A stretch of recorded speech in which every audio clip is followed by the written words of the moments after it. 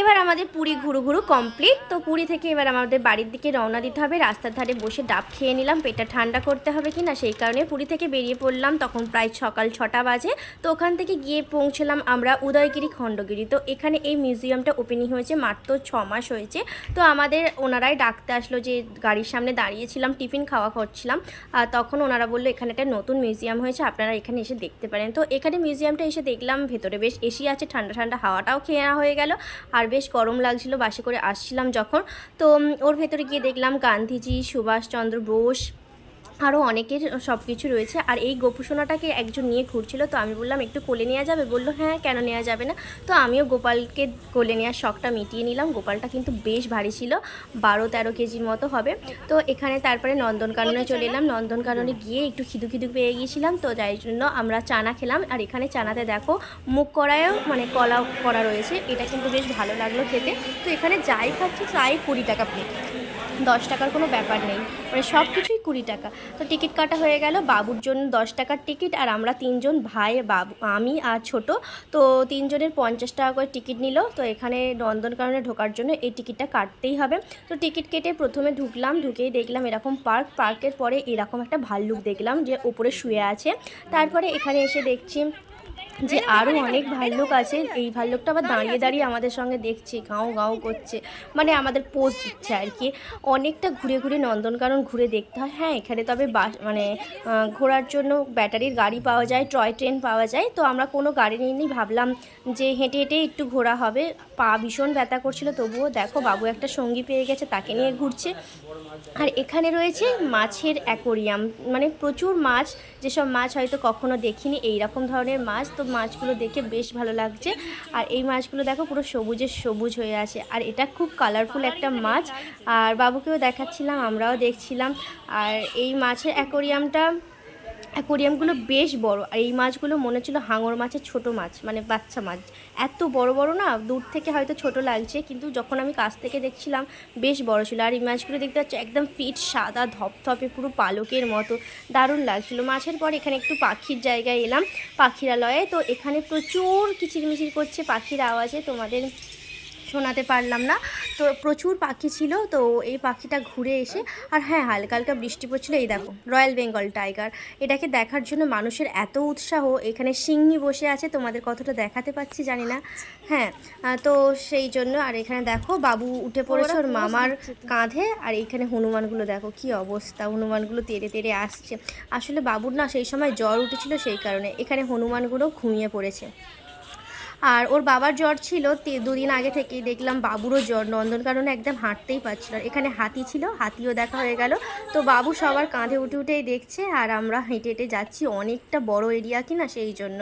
আর ওর পায়ে তো ফোসকা পড়ে গেছে, আমার কর্তামশাই বলে আমি খালি পায়ে হাঁটবো। আর এখানে ছিল জেব্রা, আরও অনেক কিছু ছিল কি জানি না, তবে আমরা কিন্তু পুরোটাই কমপ্লিট করেছি, সব রকম দেখেছি। এই দেখো তোমাদের দেখিয়ে দিই, জঙ্গলের মধ্যে দিয়ে কেমন টয় ট্রেন যাচ্ছে। এই টয় ট্রেনটা খুব আস্তে আস্তে ধীরে ধীরেই যাচ্ছিলো। তো তারপরে আমরা চলে এলাম, এখানে সাপ থাকে আর কি, সাপের অ্যাকোরিয়ামই বলতে পারো। তো সেগুলো দেখার জায়গায় দেখলাম ভীষণ ভিড় হয়েছে, দলে দলে লোক দেখছে। সাপ কখনো কখনো ঘরের ভেতর ঢুকে যাচ্ছে, মানে সাপের ঘরের ভেতরে, সেই কারণে কি আর কি দেখতে একটু অসুবিধা হচ্ছে, অনেকক্ষণ দাঁড়িয়ে দেখতে হচ্ছে। তো এখানে গিরগিটিয়ার ছিল, অনেক রকমের গো সাপ যাকে বলা যায়। এই দেখো এখানে রয়েছে অজগর সাপ, পাইথন। আমরা যখন 6 বছর আগে এসেছিলাম তখনও কিন্তু এই সাপের জায়গায় ওই রকম সাপগুলোই ছিল, দেখা হয়েছে। আমি কিন্তু মনে করি যে আমাদের আলিপুর চিড়িয়াখানাটা মনে হয় বেশি ভালো, কারণ এতটা ঘুরতেও হবে না, কিন্তু অনেক কিছু দেখাও যাবে। বিশেষ করে ডিসেম্বর মাস, জানুয়ারি মাস করে অনেক কিছু মানে পশু পাখি আসে। এই দেখো কত কাছে সাপটা রয়েছে, কি বড় সাপ। আরও রয়েছে মাগুর মাছ। আরে এখানে দেখো কত সাপ, ময়েল সাপ না কী সাপ বলে জানি না। তো এখানে বাবুরাই দেখছিল বেশি, আমার অত দেখার ইচ্ছা ছিল না। আমার এমনিতেই সাপ টাপ দেখলে গা ঘিন ঘিন করে, ভালো লাগে না। এই মাগুর মাছগুলো এমন করে শুয়ে আছে যেন মরে গেছে, কিন্তু না, ওরা একদম বেঁচে আছে, সামনে গেলেই কামড়ে খাবে। আর এই যে কি সুন্দর রয়েছে ক্যাঙ্গারুটা, না ক্যাঙ্গারু না, এটা ডাইনোসর তাই না। আমরা যখন গিয়েছিলাম এই ডাইনোসরের নিচে ফটো তুলেছিলাম, তবে এখন আর তোলার মতো কোনো ইচ্ছাই নেই, এত কষ্ট হচ্ছে হেঁটে। ওই পুকুরে জলহস্তি ছিল, জলহস্তি একবার করে ডুবে যাচ্ছে, একবার করে মুখ দেখা দিচ্ছে, তো আমি তোমাদের ক্যামেরাবন্দি করতে পারিনি। আর অনেকটা হাঁটতে হচ্ছে, বিশ্বাস করো খুব বিরক্ত লাগছে। ভাবছিলাম কবে যে বাড়ি যাব, গিয়ে একটু বিছানায় শোবো। যাই বলো, এত ঘোরাঘুরির পরও মনে হয় যে নিজের বাড়ি ছাড়া, নিজের ঘর ছাড়া অন্য কোথাও যেন শান্তি নেই। আমার তো এটা মনে হয়, কার কি মনে হয় জানি না। তো এখানে ছিল হরিণ, অনেক কৃষ্ণমৃগও আরে ছিল। তবে আর এই জায়গাটা প্রচুর নোংরা কাদা ছিল, বর্ষাকাল ছিল বলে কি জানি না এতটা কেন স্যাঁতস্যাঁতে, এতটা কেন নোংরা। আমি তো বললাম যে আমাদের কলকাতার চিড়িয়াখানা, আলিপুর চিড়িয়াখানা অনেক ভালো। আর এখানে নাকি বোটিং করা যায়, রোপওয়ে চড়া যায়, তবে বোটিং করার জায়গাটা পানা পুকুরে ভর্তি হয়ে গেছে, আর বোটিং করা যাচ্ছে না। আর এখানে ছিল বক, অনেক রকম বক, সারস বকের প্রজাতি আর কি। পুরো এরিয়াটা ধরেই ছিল, দেখতে পাচ্ছ সাদা সাদা বক ভর্তি, বড় ছোট সারস পাখি। এখানেও অনেক পাখি ছিল। তবে এই যে আমাদের ময়ূর রানী চলে এসেছে। আমি যখন গিয়েছিলাম আগের বারে, তখন একটা সাদা ময়ূর পেখম তুলে দেখিয়ে দিয়েছিল, কিন্তু এখন ময়ূরগুলো দেখো বর্ষাকাল, তবু পেখম তুলে একটু দেখালো না। তো আমার মোটামুটি সব রকমই দেখা হয়ে গেছে, পাতিহাঁস সেটা অনেক কিছুই ছিল। সব ঘুরে দেখার পর কচ্ছপ টচ্ছপ সব কিছুই দেখে নিয়েছি। এবার এলাম এই পার্কে। এই পার্কটা যাওয়ার সময় বাবু বলেইছিল যে আমি এই পার্কে যাবো, একটু আনন্দ করবো, নাও যেই বলা সেই কাজ। আর বাবু সেই সঙ্গী মিলে, দুজনে মিলে পার্কে আনন্দ করতে চলে এলো। দেখো প্রথমেই এখানে ঢুকে গেল, খুব খুশি, এই হাসিটাই চাই। তবে কিন্তু ছেলের গায়ে সেই রকম পরিমাণ জ্বর ছিল, ওষুধ খাইয়েছিলাম, বাট অ্যান্টিবায়োটিক পড়ছিল না কি না, সেই জন্য জ্বরটা কমছিল না। অ্যান্টিবায়োটিক দিতে তারপরে আর কি ভালো হলো। কোথাও গিয়েও আমার নিস্তার নেই, একবার বরের জ্বর হয়, একবার ছেলের জ্বর হয়। আমি যেন সেখানে গিয়ে সেবা করতে ব্যস্ত হয়ে যাচ্ছি। আমার আর মানে ঘোরার হচ্ছে কোথায়। এইসব কারোর হলে ভালো লাগে বলো, কারোর শরীর খারাপ হলে, এই কারণে আর কি। এই স্লিপটা বাবু প্রথমবার চললো, বেশ খুশিতে ছিল, মানে ঘুরে ঘুরে আর কি যেতে হচ্ছে কি না, তাই জন্য বাবুর বেশ ভালো লাগছিল। আর বাবু ওটা অনেকক্ষণ ধরে এনজয় করেছে, কারণ তখন এত জ্বর ছিল যে সবার কাঁধে কাঁধে ঘুরতে হয়েছে। আর এখন দেখো জ্বরটা একটু কমতেই এই পার্কে এসে প্রায় আধ ঘন্টার মধ্যে সব কিছুতে চড়ে আনন্দ করে খেলাধুলা একটু করে নিল। আর এত বালি জায়গাগুলো কি বলবো।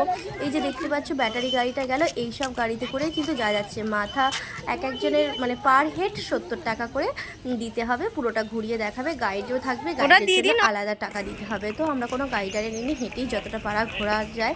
তবে হ্যাঁ, এখানে কিন্তু জলের বোতলও অ্যালাউ নেই, ওখানে ঠান্ডা জলের ব্যবস্থা আছে প্রত্যেকটা জায়গায় ঘোরার সময়, দেখতে পাবেন ঠান্ডা জল, এমনি নর্মাল জল, মিনারেল ওয়াটার সব কিছু পাওয়া যাবে, কোনো অসুবিধাই হবে না। তো আমরা চলে এলাম 1 ঘন্টার মতো ঘুরে টুরে, তারপরে এখান থেকে আমরা এবার খেতে যাব। প্রায় 2:30টা বেজে গেছে, 3টের মতো, অনেকটা ঘোরা হয়ে গেছে, অনেক পথ হাঁটা হয়ে গেছে।